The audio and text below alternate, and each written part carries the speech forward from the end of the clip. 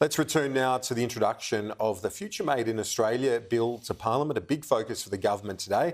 One of the ministers driving this is the Assistant Minister for Manufacturing and Trade, Tim Ayres. Thanks for your time, as always. Let's talk about the detail in this, the national interest framework. Can you explain to our viewers what that means? Because obviously you're investing upwards of $20 billion. People want to know where the money's going. Yeah, I think, the national interest framework is the why. Why are we doing this? And it comes in three parts. Firstly, of course, is projects that are critical for the net zero transformation. This is the biggest industrial transformation since the Industrial Revolution. 97% of our trading partners, including in our region, are going to be demanding high quality, low emissions goods, and that allows us to participate in their supply chains.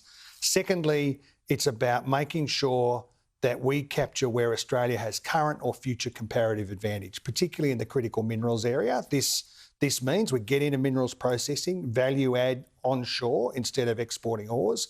And thirdly, it's about the national security, economic resilience piece. We are in a much more contested, less certain world, in a region of the world where Australia can't take its position economically or in a security sense for granted. And we are going to need to make sure, as a country, that we have got the economic security piece right. That's what Future Made in Australia is about, dealing with future risks in the long term, but also the big opportunities. This is a train, Kieran, that only leaves the station once, and we are determined, the Albanese government, to capture that opportunity for Australia. Will you be able to see the train depart? Because at the moment, it looks like you might struggle to get it through the Parliament. Well, this is an important piece of legislation. We'll work across the Parliament like we always do. It's been introduced in the House in this session. It's a bit of a contrast, really. At the beginning of the week, we're focused on the cost of living issues, the here and now issues. Cost of living relief in terms of energy bill relief, tax cuts for every Australian, wage increases, particularly for low and middle income earners. Right now, introducing this bill is about the long-term economic security of Australia.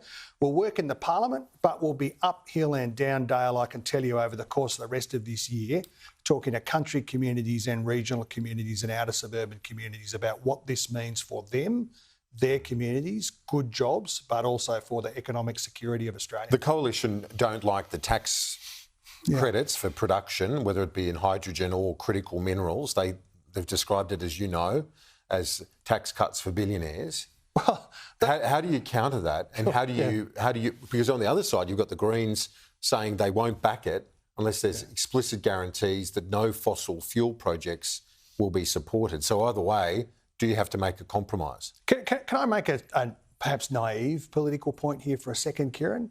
This is in the national interest, providing head-turning investment certainty in terms of what the investment community and big manufacturers think about the prospects of manufacturing in Australia. The whole Parliament should vote for it. This should not be a partisan issue about trying to work out how to make a sort of negative assault on what is a centrepiece of what is required for our future. Now, our trading partners are doing very similar things. The Americans' production tax credits are a core part of the Inflation Reduction Act. It's a smart, no regrets approach. Now, on the second point, the so-called assault from Angus Taylor, I mean, we get the negativity about these questions, but we are competing for projects that are tens of billions of dollars worth of private investment in Australian manufacturing capability. The truth is, if we're talking about billions of dollars of investment, you have to talk to the investment community, have to talk to big global manufacturers. We are working with business, with the investment community at the top table on these issues. If the Coalition wants to run a sort of weird class envy downward spiral of talking Australia down, they can be our guest, but we're for Australia. Okay. We're for our investment. We're for manufacturing, and we think the country can do better. With this Muslim Voice political movement in southwest Sydney, on another matter, obviously, are you worried that we're facing a religious divide again in terms of our politics? Are you concerned by that? Well, I'm not worried about it in political terms. People are... It's a free country. People are entitled to run for parliament. That is fine. I do say that we are at our best in Australia when we've got social cohesion.